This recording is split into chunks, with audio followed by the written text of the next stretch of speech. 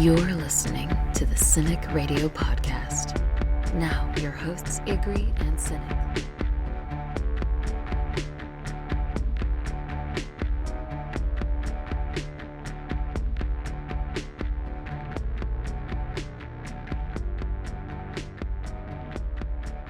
And welcome everyone to episode 18 of the Cinikradio podcast. I'm your host, Cinik. Joining me as always, my good friend Ig. Creeping around Alexandria in the middle of the night staring at Father Gabriel is probably Jules. And joining us once again, on loan from the Jim Witz podcast, our good friend Ryan George. It's been 2 months and The Walking Dead is back. We're more than excited to break down and give our views on episode 9, A Rockin' the Road. Also, we have a little bit of really and what's up for you, because we are the Cinikradio podcast, and we believe that sleeping with the same dead guy automatically always makes you friends. Miss out on that latest viral video? Didn't see the most recent trailer for the next movie coming out? In the dark about what the biggest song in America is? We've got you covered. Every week we scour the internet and look for the latest and greatest. This is What's Up. So what's up for me is the Lego Batman movie. So it's the second now in what I'm sure will be a large franchise of Lego movies. I know there's a Ninja Go movie coming up, so we're going to get plenty of them. And I really enjoyed Lego Batman. I think it was a great take on the character. It's, got everything you want from a movie like that. It's funny. There, jokes, constant jokes. Some hit, some don't. But, it has heart. There are tons of little Easter eggs. It's got tons of characters. The voice acting is great. A huge cast. If you just look at the cast of characters, it's pretty incredible. The voice actors that they got for even little parts. Really enjoyed it. And if you haven't seen it, definitely go check it out. It's fun. Again, a great take on the character, has fun with it, doesn't take itself too seriously. So what's up for me is definitely the Lego Batman movie. What's up for me this week is CBS's The Hunted. Now, I understand it's a reality show, and I understand that they've been done to death.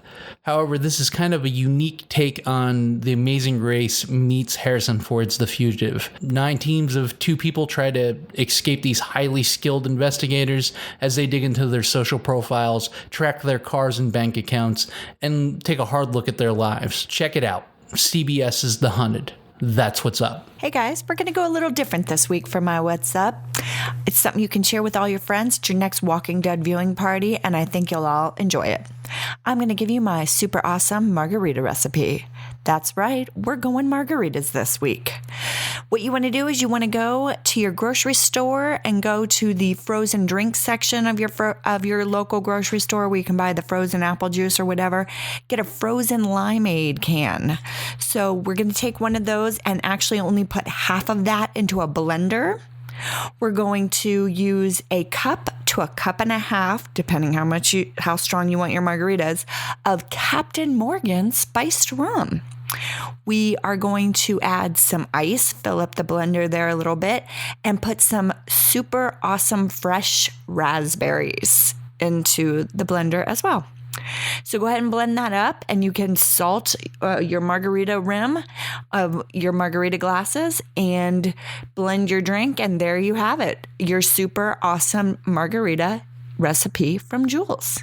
I know this is a little off track this week. I thought I'd try something different, so I hope you enjoy it. So that's What's Up. What's up for me this week is Saturday Night Live. Saturday Night Live, that's been around for 42 years on NBC, is suddenly becoming extremely relevant and insanely funny.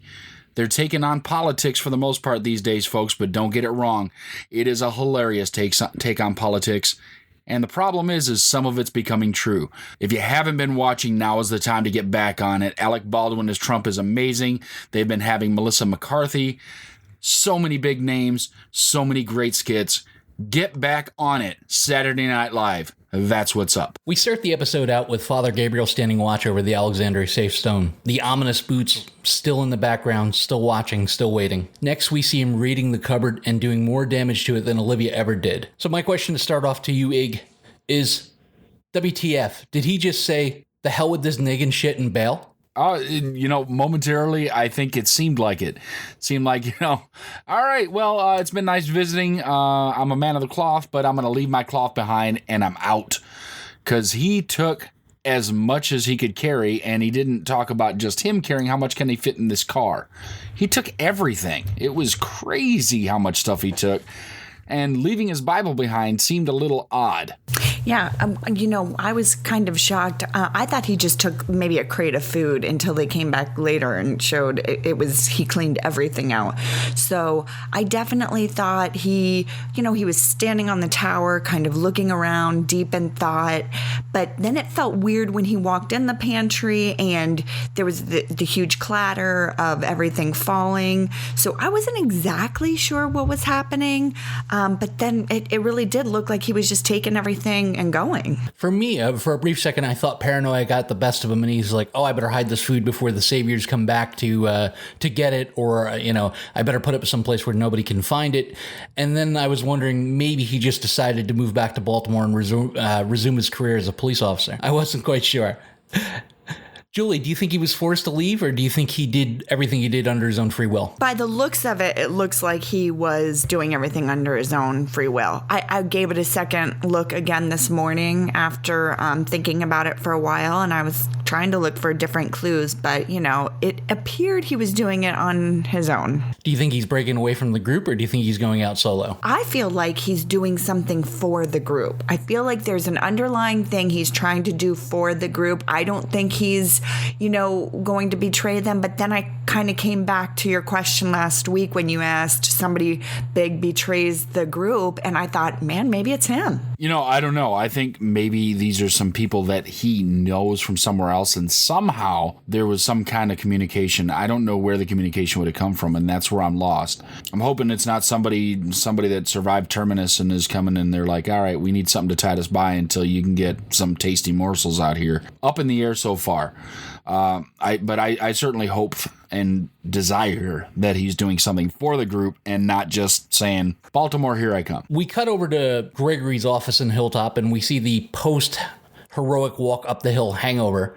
And, of course, Gregory's in his office, and he's being as much of a douche as he was when we left him last. Greg tells Ricky and Marjorie that, listen, we're not trade partners, we're not friends, in fact, we don't even know each other, so why don't you head out the back? If you were in Gregory's shoes and you were looking out for the community of Hilltop, would you do anything differently? Would you risk your people to fight the Saviors? Well, here's the thing. I'm lost in why he wouldn't try and figure out some way to get out of the deal with the Saviors, because it's a losing deal. No matter what way you look at it, you're in a finite resource type of time. Nobody's growing livestock. You can only get so much out of the ground because you can only control so much area. So all that being said, you're going to have to find some way out of it. And at least having the beginning of the conversation and not shutting it down completely would have been something maybe I would have done.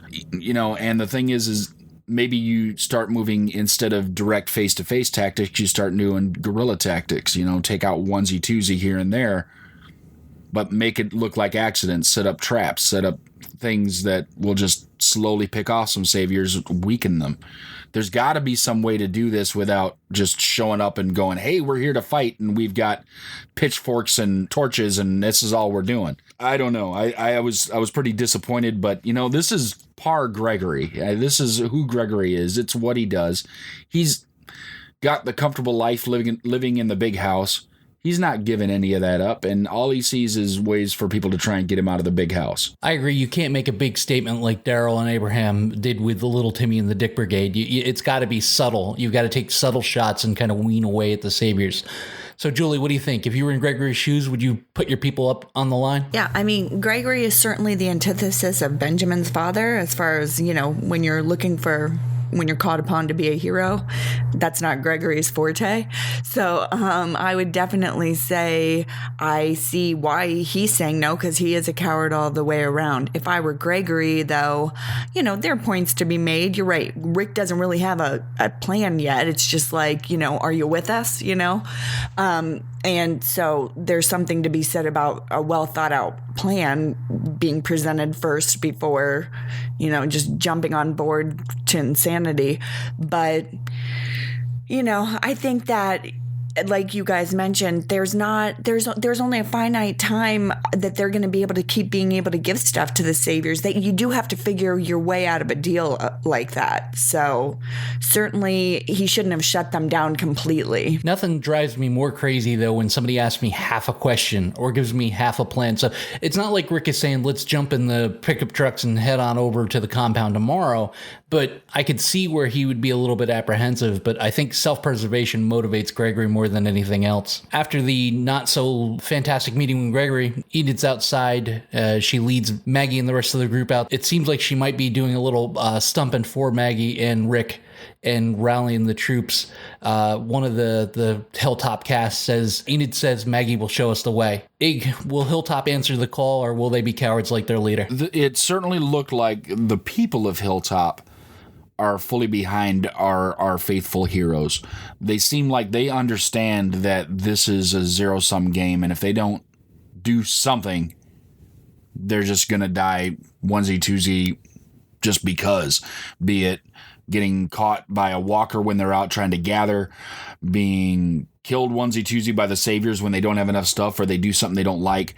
There's just too many ways to die to just stand there and die. So it's better to put up a fight and maybe have a life at the end of it than to keep going the way they're going, because they see that there's an end to it. So I think that they're willing and ready to do whatever that they can. And they may not be the greatest, most refined fighters, but I think that they're going to be ready to give what they can. Yeah, they seem to be the least able-bodied. Jules, what do you think? Do you think Hilltop answers the call? I think Hilltop answers the call for sure. And I also think that because you do have people who want to fight, this could be the overthrowing of Gregory.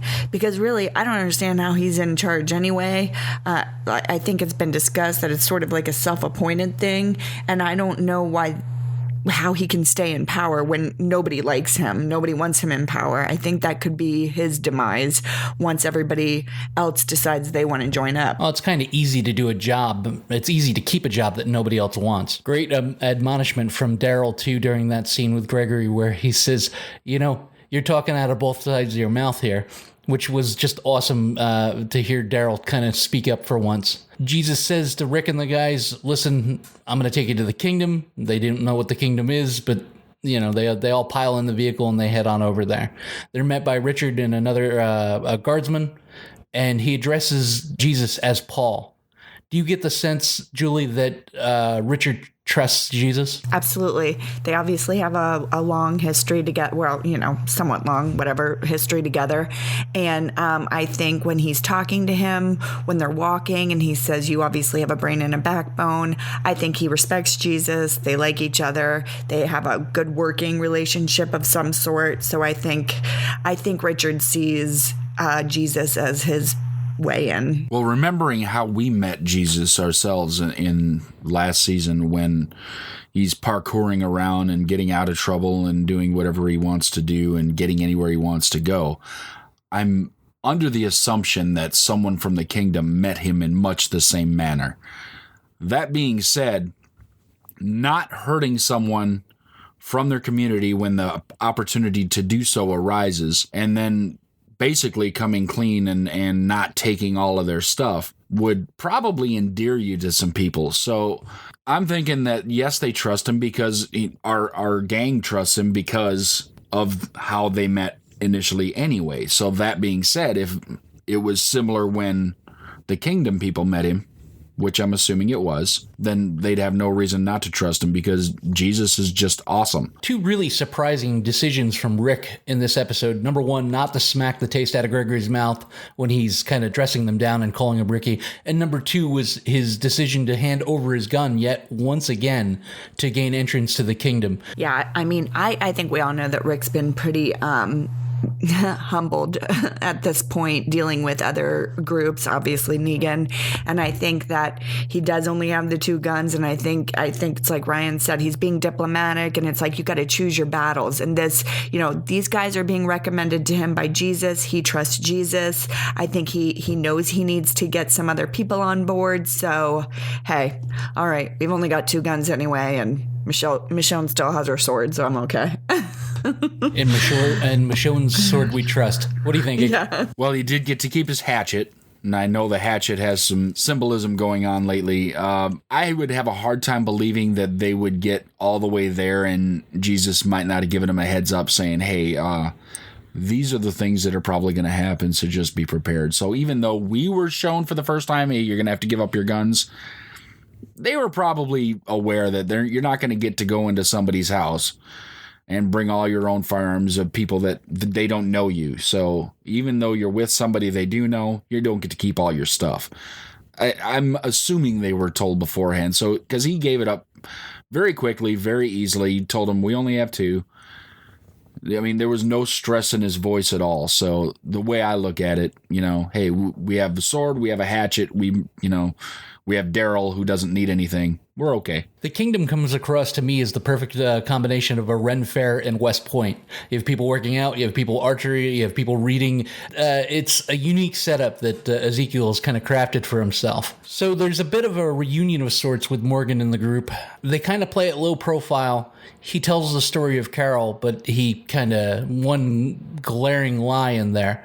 If you were Morgan, Julie, would you have told the group that Carol was still around? Well, I thought the whole entrance was really interesting with Rick just walking up, and he doesn't even really say hi to Morgan. It was just like, where's Carol? You know what I mean? I thought that was pretty interesting just off the top. But I think if I was Morgan, I'm keeping Carol's secret. I feel like they've created a bond outside of everything else, and he wants what's best for her. And I think Morgan's really respectful of people's wishes. I think he sees into people's souls, if you will, and he sees that she's trying to make a change. And if she doesn't, extract herself from the group, she's not going to be able to stop killing and stop doing the things that she's trying to run away from. And so I think he's protective of her. I can see why he lied. I would have told him, but Morgan wouldn't have. Morgan is who Morgan is, and just realizing that, why. I mean, the personal relationship he has with Carol, that she asked, stop telling people, stop bringing people here. I don't want anybody to bring me anything. I don't want anyone to come check on me. I'm fine. Leave me alone. And if you leave me alone, I'll stay here. You guys start coming around, I'm going somewhere else. I think he did the right thing, because I think Carol being close, Carol will catch wind of other things, and she may just reintroduce herself. Rick was kind of low profile with how he kind of treated Morgan. Do you think, there's a distance between the two of them now, or do you think that he kind of sees Morgan as his inside man in the Kingdom? I would think more of the latter. He's got to be an inside guy, and you have to let him work his magic. You have to let him vouch for Rick's group rather than try and sell your own thing. Let him sell it for you, because obviously he's already there. They already trust him. That's the best road to take. What do you think, Jules? Low profile, or do you think Rick had a point in what he was doing? Yeah, I think that I would keep it low profile too. I mean, I think that Morgan's kind of hard to know which way he's going to go, but I think ultimately he has a good head on his shoulders, and he wants to do what's best for everybody. But I think they're all going to see eventually, come to terms with having to deal with the saviors. But I definitely think that as far as keeping a low profile, that's what they need to do. You have to know that Jesus didn't tell the group about Shiva on purpose, but their reaction was priceless. They were kind of all grouped up in the corner, and you didn't tell us there's going to be a tagger. One of my favorite parts of the episode, without a doubt.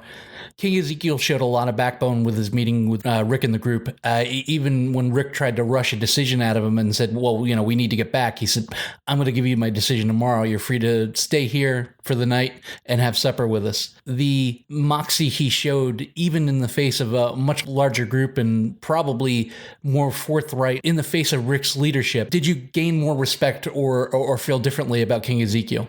I think that they're both obviously very formidable leaders, both Rick and King Ezekiel. And King Ezekiel has created a huge kingdom, if you will. Everything he's got set up seems to be a lot more organized, a lot more put together than what Rick has actually done so far, in a very different way. It's just a different setup. So I think there is a lot to be respected in how King Ezekiel approached all the conversations he's had with Rick and the group. The thing is, I really love how he presents himself. I love everything he does, and I gain a ton of respect for how committed he is to not only his people, but the role that he's playing, because it is for him a role. But, you know, as funny as his lines are, I don't remember his sidekick's name, the dude Jerry. that stands there with the big battle axe.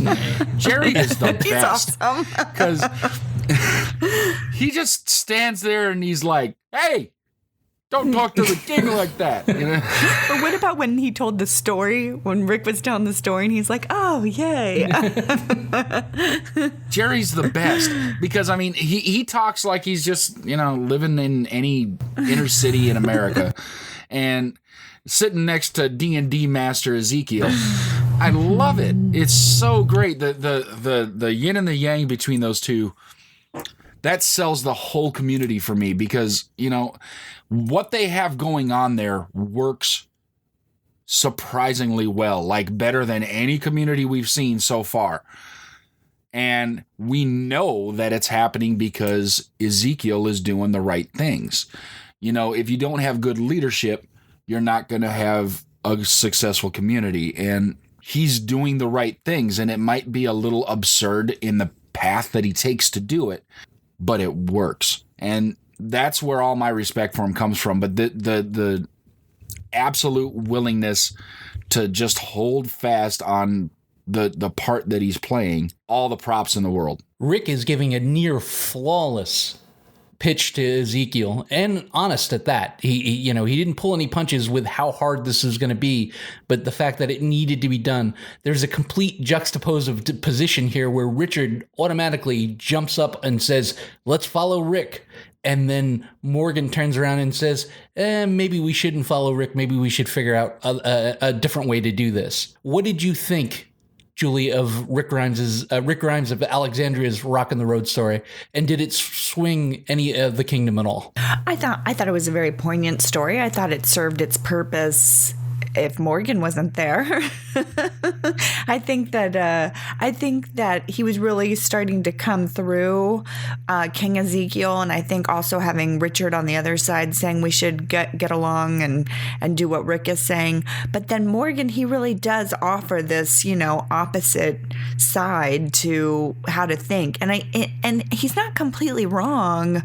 You know, these guys want to go full barrel at the Saviors, where Morgan's a little bit like, well, maybe we can just, you know, capture Negan, except they're all Negan. So would that really work? The thing is I think a moment of caution is warranted. Now, the Rockin' the Road story is very good, and it would still be apropos should they do something, because it's basically a story of we need to do something, and the reward only comes if we do something.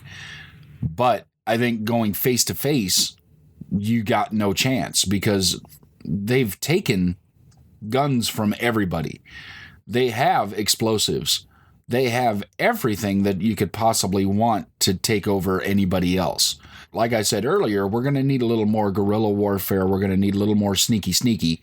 Morgan is wiser than I think even Morgan knows he is at this point.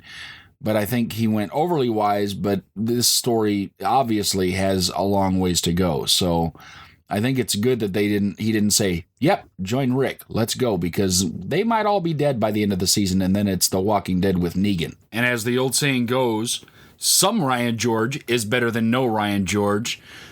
So welcome back to Ryan George from the Jim Witz podcast. Yeah, I agree. I think Morgan is in a way like the voice of reason, and has always been kind of a bit of a check on Rick. So I think while Rick is being diplomatic in his actions and how he's approaching, how he's approaching Hilltop and the Kingdom, and not trying to force his way, I think Morgan knows what Rick's capable of, and Morgan knows that Rick can be impulsive and aggressive, and I think he knows and he recognizes that if they're to attack the Saviors, they need to be smart about it, and they need to have options. And so I think that Morgan's kind of just presenting that voice of reason and that check on Rick that I think we all know Rick needs. And even though he's been kind of humbled and pulled back down to earth, as as it starts to grow, we don't, he wants to see Rick make good choices. And so, yeah, I think it helps to have him as that check on Rick. Young Benjamin shows that he's completely outmatched when it comes to Carol's skill set. How well do you guys think she would fare in the Hunger Games? I personally think that she would win. I think Carol would be a champion here. She's amazing. I liked her little line when she said, "You're not me," because nobody can be as awesome as Carol. Yeah, I agree. I think Carol would do pretty well. She might win. I think she's just tough. And she's at this stage just completely disconnected from, I think, other people that she'd be able to look out for herself and put emotions aside and do well in the Hunger Games. Well, leave it to Carol. She's already shown no problem in killing children. So being as the Hunger Games are a bunch of children fighting each other, and she threatened this one, and that's it. Hey, I met you 3 minutes ago. How about, I threaten you now? It's Carol, and Carol would do nothing but win, because we've seen her in seasons past just sneaky everywhere. And I know I've said sneaky a lot in this episode, but Carol is the epitome of sneaky. She also has a great line, "You aren't me," which completely shows that she's in no fucks given Carol mode, which is even scarier than Wolves or Terminus mode, in my opinion. Benjamin returns home to find King Ezekiel putting his little brother to bed, giving Martin Luther King's "I Have a Dream" speech. Just an amazing rendition. But do you think King Ezekiel believes that they will ever be free at last with their agreement with the Saviors? No, I don't think he believes it. I just think he just wants to maintain. Yeah, I think he cares so much about his kingdom and his people that he wants them to be safe, and he'll do whatever it takes to keep them safe and in some ways to keep the facade of safety there. So I think, his whole life, everything's a facade to him. We know that he doesn't really believe he's a king. We know that he doesn't really talk like that. For him, it's all a facade. And so as long as he can maintain that, I think he's okay. He's okay with it. I don't know that he would consider them to be truly free if he was really to sit and think about that, but I don't think that's the real ultimate goal for him. I think the ultimate goal is protect his people, make sure they feel safe, make sure that things are okay for them. I kind of disagree with that, and here's why. I think that he knows that any deals he's made, especially with people like the Saviors who are pure takers, they're not people that are going to build community and do things together. He knows that they can't live forever and that they aren't going to go on forever. And I think some of that is showcased by when they were herding the pigs that they were going to slaughter and give to them, that they were feeding them walkers prior to giving them the pigs. They're doing things to, I think, subvert the Saviors. And I think he knows that they're going to subvert them, and he just doesn't want to give. You don't show all your cards to people that you just met. And so while he hasn't outright told the gang that, hey, we're going to be in this with you, he's already doing his part to see what he can do to get his kingdom out from under the thumb of the Saviors. So yes, I think he believes it. And it's the "I Have a Dream" speech from MLK. And I thought it was amazing that he had it memorized and was just speaking it to this child. And he was doing it with such emotion and heartfelt that it was just an amazing moment. And I think he believes it. I think he believes that they can be free. Benjamin and King Ezekiel have a talk, and Benjamin gives them a little bit of counseling. We all know that Ben's dad was essentially Ezekiel's right-hand man, and he gives him a piece of advice that he's given Ben throughout his life. If someone asks you to be a hero, you should be a hero. We know in The Walking Dead, the voice of reason is usually the next to go. Do you think young Benjamin's time is about up? I would hope not, because he's had a nice little arc for himself, but it does fit in The Walking Dead that you get, take somebody, build him up a little bit. They are the voice of reason and makes him easily expendable, but you kind of feel a little bit bad. He has a backstory. Again, he's had a nice little character arc. He's got a connection with Morgan and with Carol and with Ezekiel. So it kind of makes sense, but I would hope not, because I do kind of like what they're doing with him. And part of the strength of The Walking Dead is taking kind of characters that in other shows would just be a nothing side character and actually making them interesting and making them a character that you root for. Yeah, that's how I felt about Noah when Noah died. I think that Ryan makes a good point, and I do think, that it could be Benjamin dying that could be the deciding factor for Ezekiel to really make that switch, maybe hastily make the switch to join Rick's group or something of the sort. I'm kind of leaning towards that. I would agree with everything you guys have said if the saviors are the ones that kill Benjamin. If he just dies to a walker or something, yeah. I don't think that wouldn't make any difference. No, 100% it has to be the even saviors. Even if the saviors hurt Benjamin, even if somebody hits Benjamin, that may turn into, all right, that's enough. He's a kid. Come on. That being said, I think Benjamin's going to make it. I think he's going to be here for a couple more seasons at least. So I don't think he's in any danger, but I think there's going to be something like that. There's going to be some act of atrocity that's going to switch things over completely for King Ezekiel. I personally believe that leaving Daryl in the kingdom is a vehicle for him to meet up with Carol. What do you guys think? Oh, for sure it's going to happen. I definitely foresee that happening. I feel like Daryl is going to be the one thing that's going to bring Carol back into the fold. And I'm not sure how it's going to happen, but certainly maybe Daryl tries to leave the kingdom, because he thinks it's dumb that he's there and is going to try to find his way back to Alexandria and stumbles upon Carol in the woods. I'm not exactly sure how it's going to happen, but I definitely think it will happen. My personal opinion is yes, it's a vehicle to get him and Carol back together, and it's purely going to happen because Daryl's got wanderlust. Basically, he needs to be out doing things. He's not just going to sit in there and watch kids shoot bows and arrows. He's not going to sit in there and just eat whatever Bisquick pies and stuff they make. He's going to be he's got to go do something. He likes to hunt his own food. He likes to gather. He likes to be a part of the solution and not part of the problem. So he'll be out. He'll be doing his things. And like Benjamin, just run into her. A little more quietly than Benjamin, I'm sure. But he'll run into her. I agree. I think the plot kind of will allow him to meet with Carol at some point. I would hope that there's a real reason that Rick left him there rather than just, it's convenient. We leave Daryl there and then he'll meet with Carol and that will reinvigorate Carol and then she'll join the team. So I'm obviously they want him there for his own safety, but maybe Rick thinks that Daryl can also get to Ezekiel, that being there long enough that maybe he'll endear himself to him, or in some way between Daryl, Morgan, and Ezekiel, they can start letting that kind of that seed that's been planted grow. And so I would hope that maybe there's a better reason for Daryl being there than just the kind of plot convenience that he happens to be there for Carol. Rick has probably the line of the show when he tells Daryl to stare King Ezekiel into submission.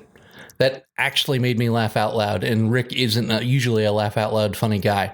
That was a great line, but some of Ezekiel's lines to me were like the line. Like, he had so many great lines that it would be interesting to kind of just do a list of like what are the best lines of this show, because there were some great lines just throughout. Actually, really from all comers actually throughout the show or this episode.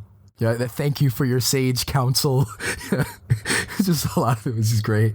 I liked Gregory's rhetorical.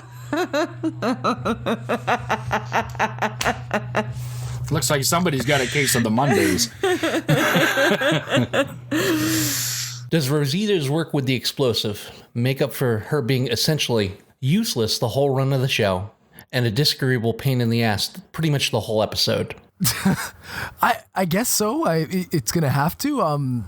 Yeah, she has really been kind of just a useless character. So it does, and just kind of ornery, and whether it's for good reason or not, just kind of not made herself very likable. So I think that this could be a step in the right direction. Obviously, from their perspective, it's huge, but yeah, I guess it starts to make up for her kind of just being the blah character throughout. Yeah, that's absolutely ridiculous. And she is the one character that I absolutely cannot stand. So if you're going to ask me if her learning or knowing how to deal with the explosives endears her, I mean, maybe 1%. I mean, I don't give her a whole lot. She drives me crazy. I'm going to disagree again, because that explosives haul, that is going to be the thing that really, I think that's going to push them over the hump. I think the guerrilla warfare that I'm talking about, that's the stuff that's going to get it done. And nobody else there had any idea how to do stuff, and her knowledge paid off because she's like, not that one. That one doesn't look good, and threw it over in the ditch, and it went off later. So she knows what she's doing, and I mean, not kinda. Like, she knows what she's doing. She would probably put Fat Joey to shame in her explosives knowledge, and that really took a character that hadn't done anything and gave her a purpose. It greatly endeared her to me because it's like, oh, hey, now we can blow some things up. Blowing things up is good. As you can tell from, even our country's conflicts in the Middle East and everything, IEDs are a big deal. IEDs can really inflict a lot of damage on your force and do a lot of problems. So when you're at more of a finite resource, as they are in the apocalypse here, it's really a lot bigger deal. So, fine, you made me change my position. 2%. 2%. I'll take it. That's a 100% increase.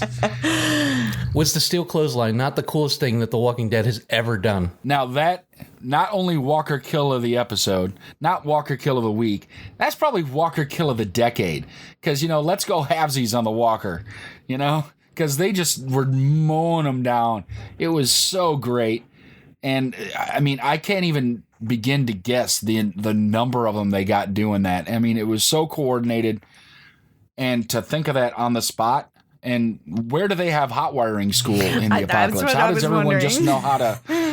How does everyone know how to hot wire a car? Well, that's what I was going to say too. I mean, yeah, but there's books for that. I mean, where are there? I've never seen a book for, hey, here's how you hot wire any car. That's what I was. Because I mean, they got into two different kinds of cars, and now we're just pull the wires and now it works. Not that there's an ignition lock or anything else. Suspension of disbelief is a wonderful thing, but the fact that they could all hot wire cars kind of cracked me up. At the same exact time. It's no worse than the fact that they've all learned to get headshots without problem. So I feel like maybe that bothers me more, the fact that everyone's a perfect shot, than the hot wiring. Because I guess you figure it's the apocalypse. Like, they're scavenging constantly. They run out of fuel. They got to So you figure it's a skill that you probably have to learn at some point. Well, everyone except Michonne. Michonne can't shoot for shit. Yeah, that's true. Except when it's convenient. But I just couldn't help but think. I thought it was an amazing scene, and they really shot it. It was shot really well. I thought it was funny that Rick's window was down, like why he wasn't covered with more debris. Because his window was straight out down, and he was closer to all the walkers that were getting sliced in half. And by working the way they did together, is Rick shown back on the same page?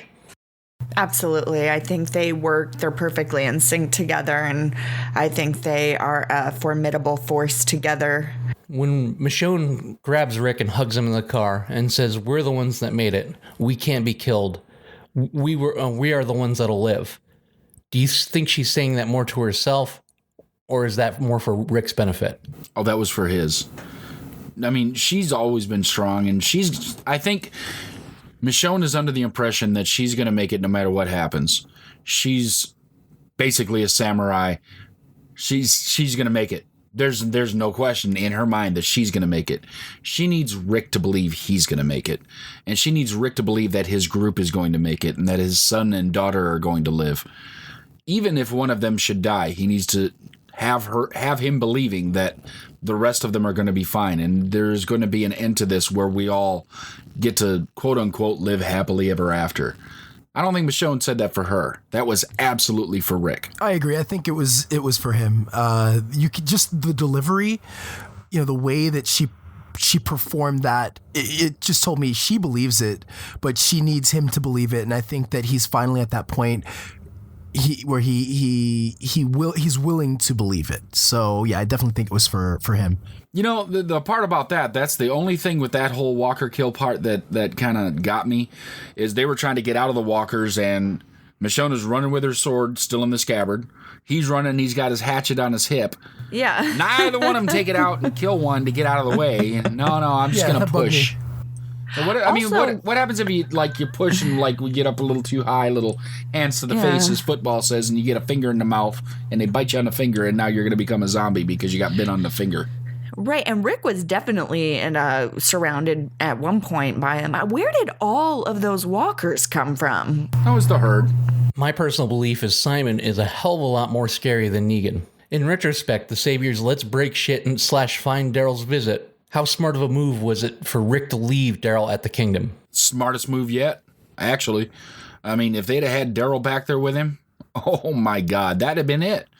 Because they'd have got on the radio, called Negan, they'd have started killing people, it'd have been all done. Because they don't have the firearms to protect themselves. They don't have anything. I mean, so anybody that would have survived that massacre at that point would have been just because they were hidden that well. But then they don't have any food, they don't have any water, they don't have anything, so then they're going to die anyway. The smartest move that they didn't know they were making thus far. Yeah, I definitely thought, maybe he could have hidden in that the sewer where Aaron and Maggie tried to get out when they were surrounded at one point. But the fact is, they had just shown back up. They hadn't even closed the gate yet when those guys showed up. There was no way that they could have hidden Daryl quick enough.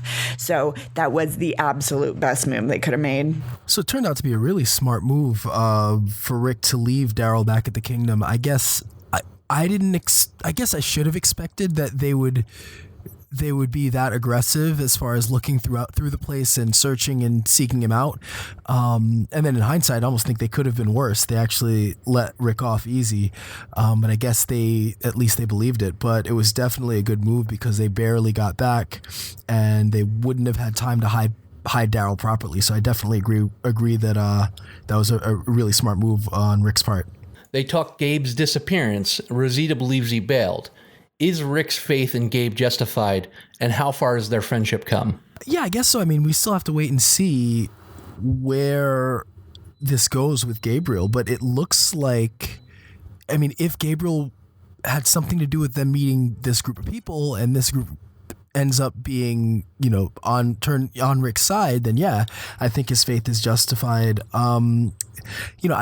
I just don't believe that Gabriel would turn at this stage. I could be wrong, but I think that Rick is going with his gut, and I think it'll turn out to be the right move.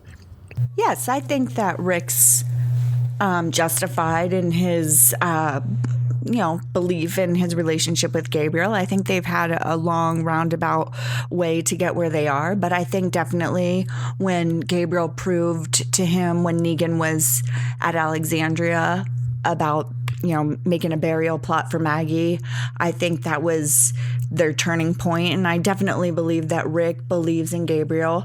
I think there's probably maybe a percentage of doubt. I think Rick is hard to have 100% trust in anyone. I'm sure he probably has maybe a 1% doubt in him, but I definitely think he believes in him. I think it would be shocking to Rick if he was the one that betrays him. As Rick and the group are surrounded by what the internet is referring as the Garbage Pail Kids, do you believe Gabe's note in the back of the Bible was a clue or a trap? The Bible on the floor for Gabriel's definitely a clue. He always has the Bible on him, so for it to be left where he dropped it, almost as though he was grabbed, it feels like, for sure, I think Rick sees that as a clue. Him writing boat, that's a whole different story. I'm not sure how Rick got that as a clue or what led him there. As far as I know, Gabriel didn't even know about the boat, but that remains to be seen still. And again, it's one of these things that we'll know more in the future, but it looks like it was a clue, rather than a trap. I guess I don't know why he wasn't just honest initially. It doesn't really make sense for him to, well, at least so far, it doesn't make sense that he wouldn't just outright tell them, but there must be a reason, and I'm guessing we'll find out soon. Maybe they're people that he doesn't trust, or there's some connection that we're just not seeing at this stage. Yeah, while I agree that it's a clue, I think that, I'm questioning where the knowledge of this other group and the boat and everything came from as well. These other people that it seems like Father Gabriel led them all to, that Rick smiled at the end of the episode. I don't know. Something is striking me there. Where did Father Gabriel meet these people? How does he know about them? And how does he know how to get our faithful group of superheroes all the way out to where these people are? How does he know that they aren't going to open fire or do something stupid when they get there? Outgunned and outmanned and surrounded. What do you think Rick was smiling about at the end of the episode? Oh, this was one of my favorite parts, seeing Rick smile, because I'm pretty sure I've never seen him smile that big on this whole series. For me, I thought it was kind of clear immediately that he had so many losses through this episode as far as dealing with Gregory and King Ezekiel, that I think he saw it immediately for what it was, a bunch of people surrounding him that had weapons, and a lot of people too. I think he's not afraid of much. I think Negan did scare him, but he's getting his mojo back, so I think he knows that he can probably talk his way out of this and has got new recruits for his mission, because they're probably indebted to the Saviors too, because it seems like everyone around there is indebted. So yeah, I definitely think he was looking at it as new recruits and relieved to see them. Garbage pail kids. Yeah, that's interesting. Like, why is he smiling?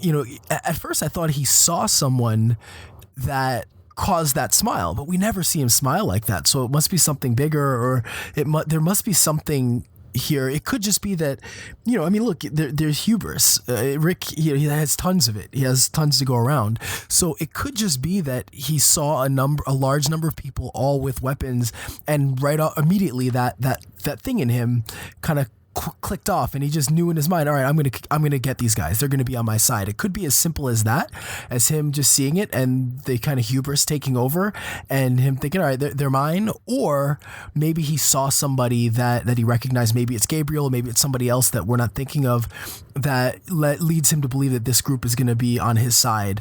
But it was definitely a smile of, okay, I've got this. I've got what I need, and I'm looking forward to where this goes. My only answer to this has got to be someone he knows.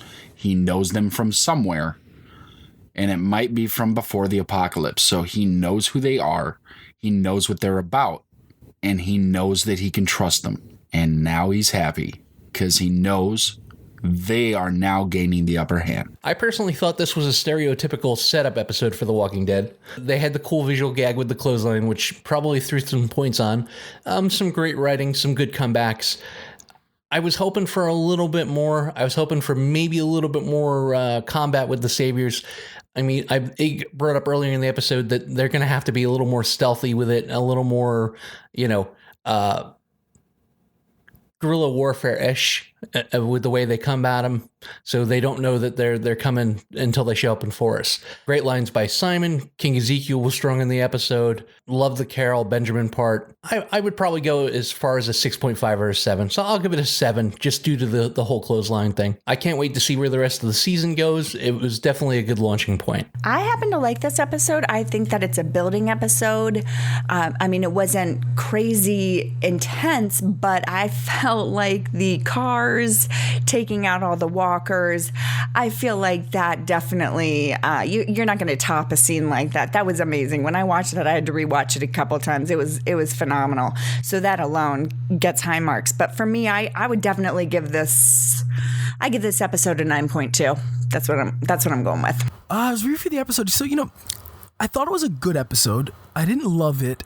It's weird. It's such a kind of difference from the first half of the season, where what happened in this episode could have taken 3-4 episodes of the first half of the season.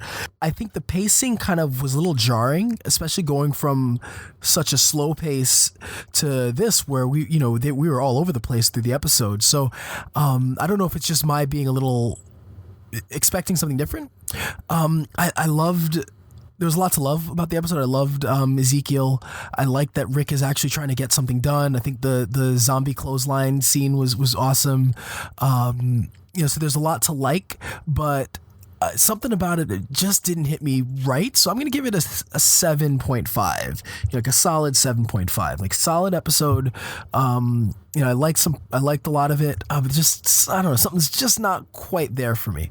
I'm going to give this episode a 7 based purely on the strength of King Ezekiel and everything he did in this episode. He did a great job, and I always love visits to the kingdom. I can't wait to see more of that in this second half of the season. Again, Walker Kill of the Decade was here. That also supports the 7, but I can't go any higher. So there you go from the Cynic Radio podcast, episode 9 of The Walking Dead. We're going to give it an 8 because Jules had to throw off the curve. Coming up, here comes Really. So now, ladies and gentlemen, boys and girls, children of all ages, it's time for Really. I'd explain it. Just listen. You'll get it. My Really this week is for the body shamers of Lady Gaga at the Super Bowl. Yeah, I totally get that we live in a world now where everybody has to have an opinion about everything, but let's give the lady some credit where credit is due. She got up in front of millions of people, gave an amazing performance, and yet you still have the haters out there that cannot just sit back and be like, job well done. They have to tear her apart and dissect everything about what she was wearing and how she looked. She looked amazing. The idea that anybody could even have said anything about how she looked is mind-blowing to me. Can we all just take a step back and just appreciate people once in a while, not spend so much time being so critical? Because I guarantee you there's probably only about 1% of the people on this entire planet that would have any room to make any comments about anybody's body. So really, My Really this week goes out to not only the people making, but the women wearing padding to give the illusion of camel toe. You're not making yourself look better. You're making the objectification of your gender worse. Now, I understood the need for the padded bra and was slightly confused by the padded booty. My mind is blown by the sheer stupidity of the fake camel toe. Life isn't a Lil Wayne video. Fake camel toe. Really? So my Really for the week goes out to the Texas woman that decided to shoot her boyfriend over a cold taco. So now I understand it can be frustrating when you order something like a taco, or the other day I ordered an egg roll, and the egg roll came and it was blisteringly hot on the outside and cold on the inside, and it's frustrating, but not frustrating enough to shoot anyone over. So apparently this woman and her boyfriend ordered a taco from a taco truck, and it came back cold in the center. So they asked the worker to reheat it, and for whatever reason, the worker refused. And in trying to calm her down, she decided to shoot her boyfriend. So there's just so many things wrong with this. First of all, the boyfriend didn't do anything wrong. He was just trying to calm her down. If she wanted to shoot somebody, I would think it'd be the worker that refused it. Not that that's okay, but it just, none of this makes any sense. So to the taco truck shooter, really? Really for me this week goes out to Kanye West. The self-described genius and the best musician ever has finally withdrawn his support of Donald Trump and deleted all of his tweets featuring the president. Really, Kanye? Who cares? What have you done for me lately? Go back to Kim. Do whatever you and her do. Can you please leave us alone? Kanye West. Really? And that's going to do it for episode 18 of the Cynic Radio podcast. We talked The Walking Dead. We talked tacos. We talked camel toe. What else could you want? I'm Igrahi. With me has been my good friend Cynic. We also had Jules and Ryan George from the Jim Wits podcast. Send us your comments, questions, concerns, and some hygiene products for Daryl Dixon to Cinikradio.com. Send us email at Cinikradio@gmail.com. Find us on Facebook at Facebook.com/Cinikradio, and look for us on Twitter at Cynic Radio. And until next time, don't get captured. Follow the podcast on Twitter, Facebook, and at Cinikradio.com. Available for download on iTunes.